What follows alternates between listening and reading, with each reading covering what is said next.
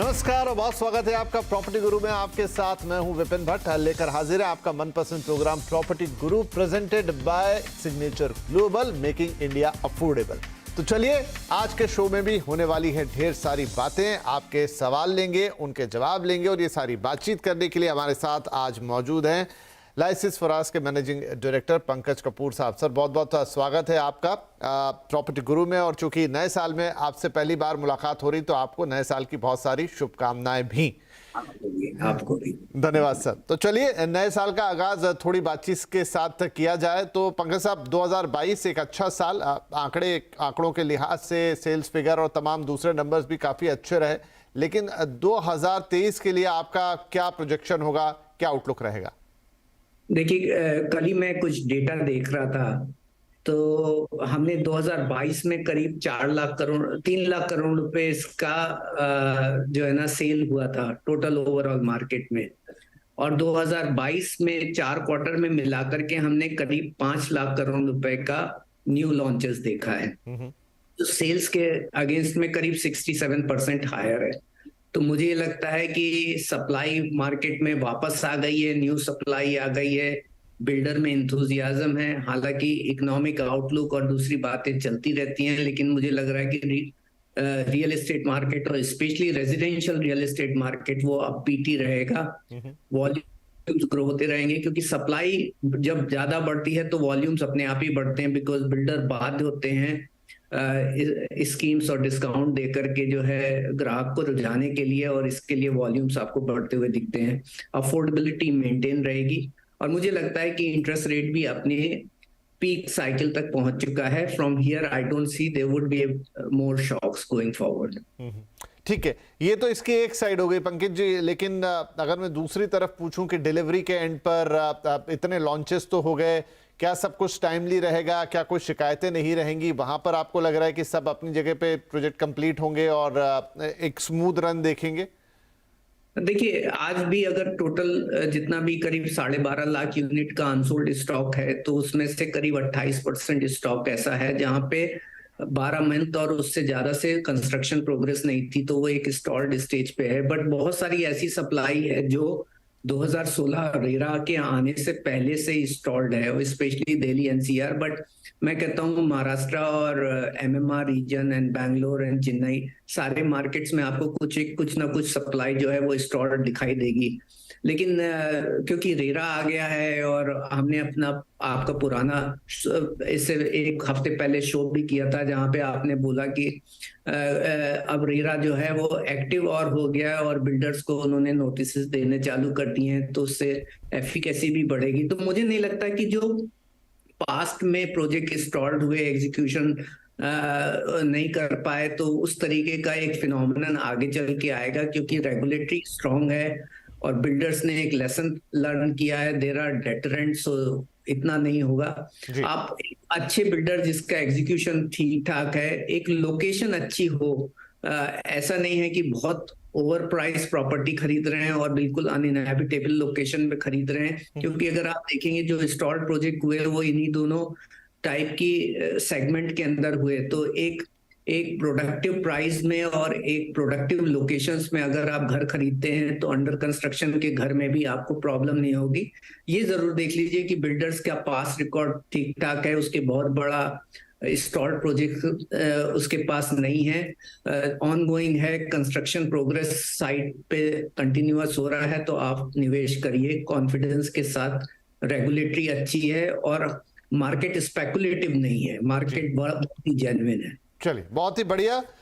तो ये एक आउटलुक रहेगा 2023 के लिए, इस साल के लिए, जहां पर हम अच्छे सेल्स नंबर आते हुए देखेंगे। जो मोमेंटम है वो पंकज जी कह रहे हैं आगे बरकरार रहेगा, और जहां तक डिलीवरी और तमाम चीज़ों की बात है, उसमें भी कोई बहुत ज़्यादा हम ऐसा प्रॉब्लमेटिक सिनारियो नहीं देखते हैं। चीज़ें अपने टाइम पे होती हुई नजर आएगी। चलिए, अब सवाल जवाब के सिलसिले को भी शुरू कर देते हैं। हमारे पहले कॉलर विशाल छबड़िया साहब आ गए हैं फोन लाइन पर, मुंबई से कॉल कर रहे हैं हमें। विशाल जी, बहुत स्वागत है आपका प्रॉपर्टी गुरु में।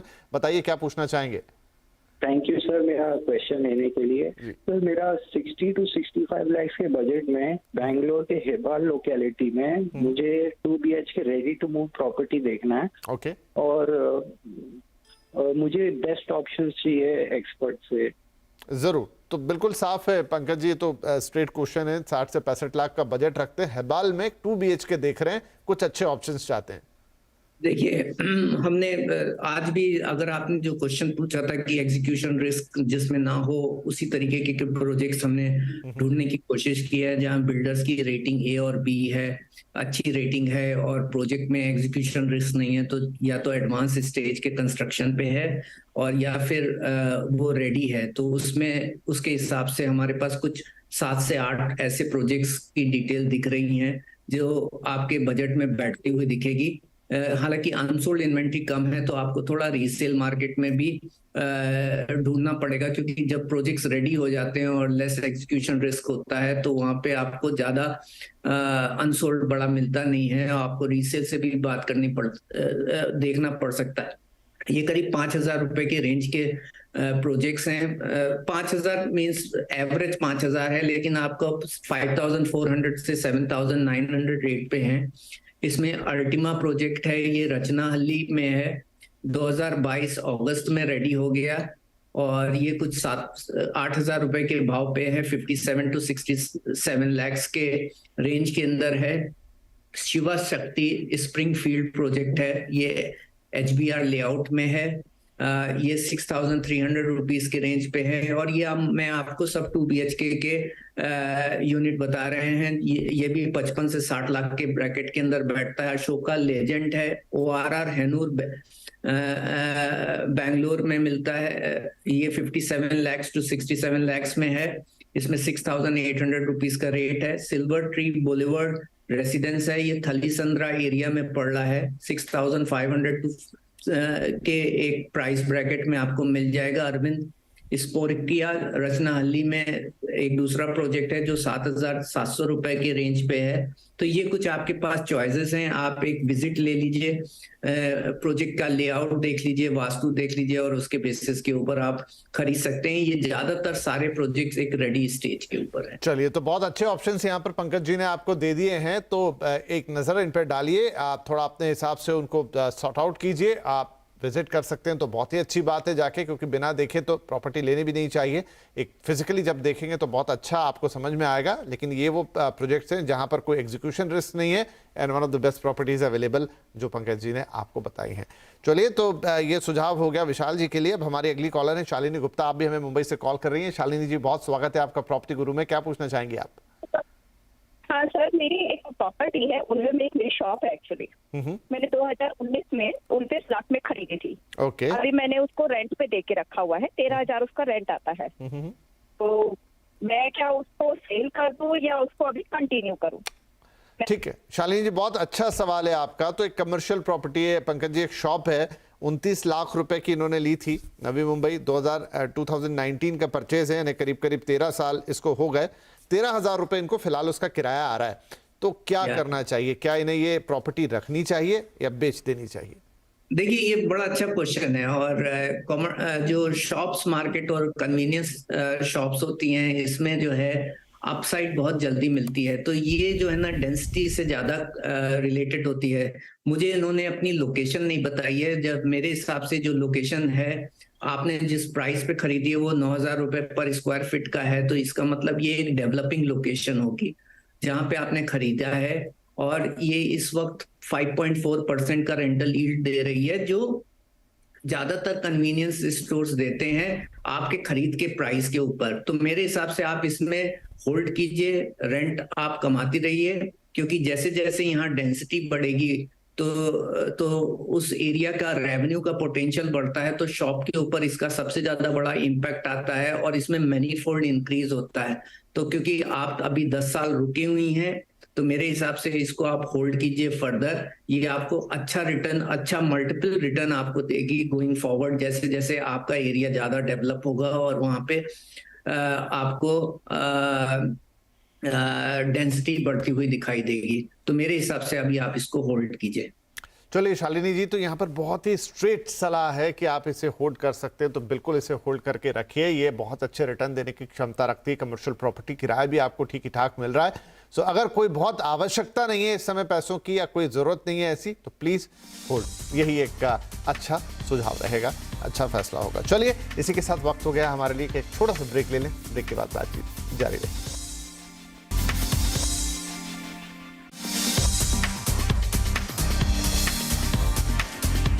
वेलकम बैक, आप देख रहे हैं प्रॉपर्टी गुरु और आपके साथ मैं हूं विपिन भट्ट। हमारे साथ पंकज कपूर साहब बने हुए हैं, आपके सवालों के जवाब दे रहे हैं।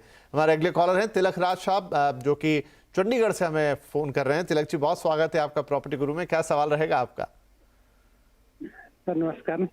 नमस्ते सर, मैं चंडीगढ़ और उसके आसपास मोहाली 2 BHK 3 BHK फ्लैट जाना चाहता हूँ कि कोई 50 लाख के बजट में अगर कोई अच्छी प्रॉपर्टी मिल जाए, रेजिडेंशियल प्रॉपर्टी। अच्छा जी, ठीक है।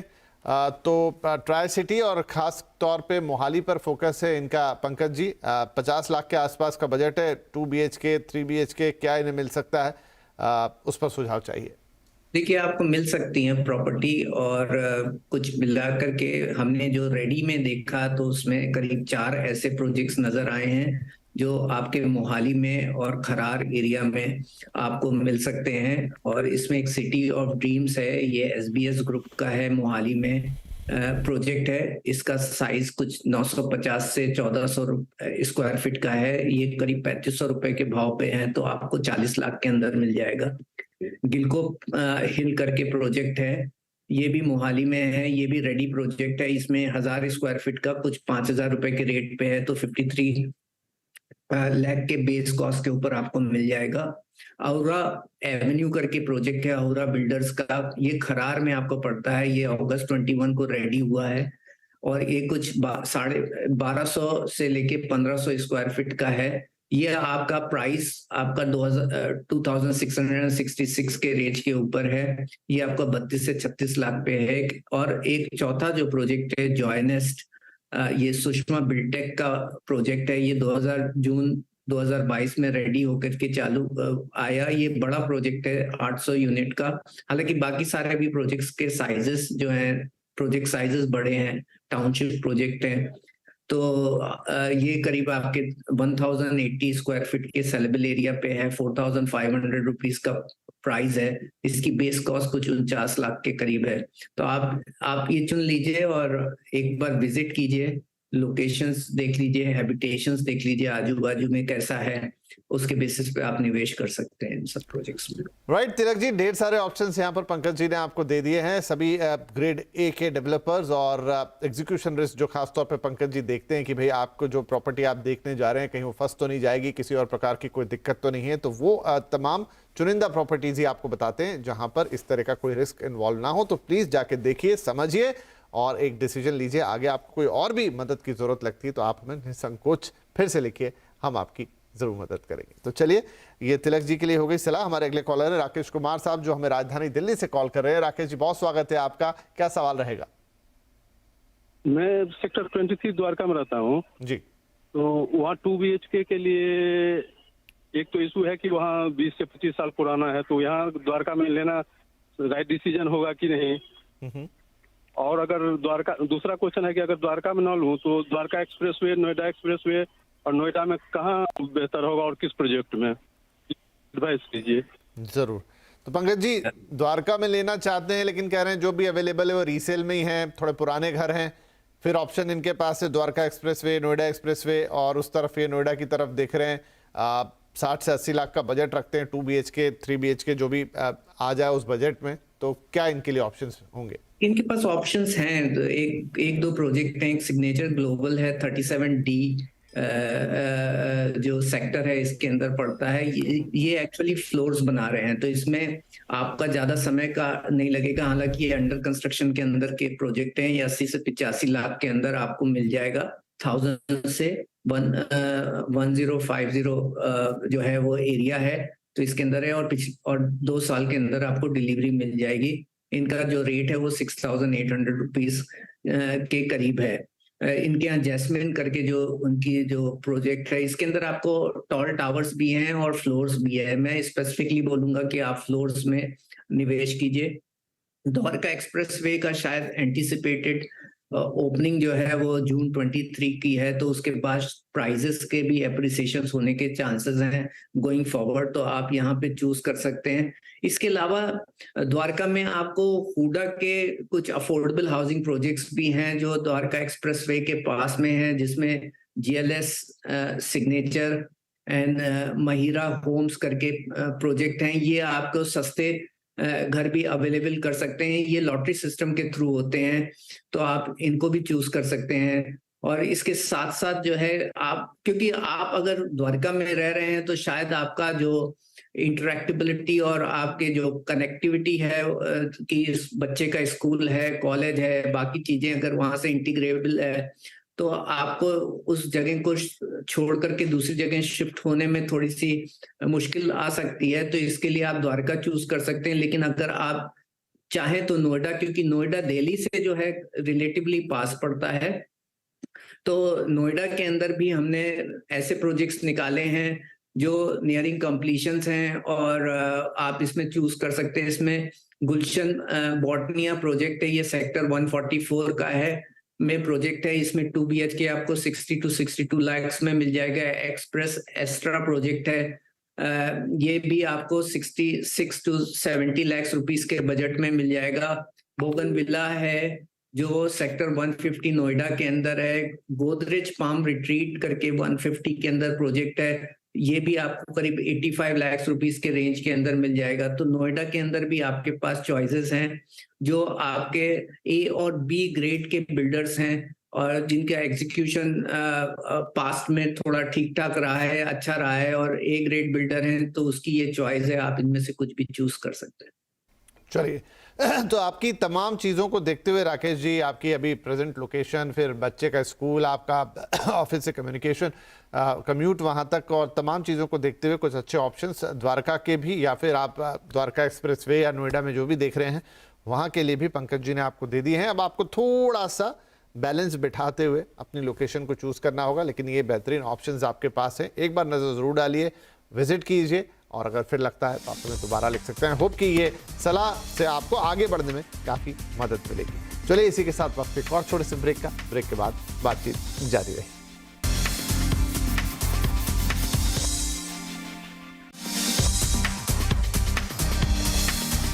Welcome back. CNBC आवाज पर आप देख रहे हैं प्रॉपर्टी गुरु, और हम दे रहे हैं आपके सवालों के जवाब। तो चलिए फटाफट कुछ और कॉलर्स को लेते हैं। पंकज जी भी हमारे साथ बने हुए। उमेश गोविंद साहब पुणे से हमें कॉल कर रहे हैं, हमारे अगले कॉलर। उमेश जी, बहुत स्वागत है आपका प्रॉपर्टी गुरु में। क्या सवाल रखेंगे आज आप? सर जी, मैं पुणे से बोल रहा हूँ। मेरे पास सारा ऑफिस में मैंने 2013 में इन्वेस्टमेंट किया था 19 लाख रुपए में 1 BHK। ओके, और अभी वो उसको रखना चाहिए या उसको निकाल देना चाहिए? तो अभी क्या भाव मिल रहा है आपको?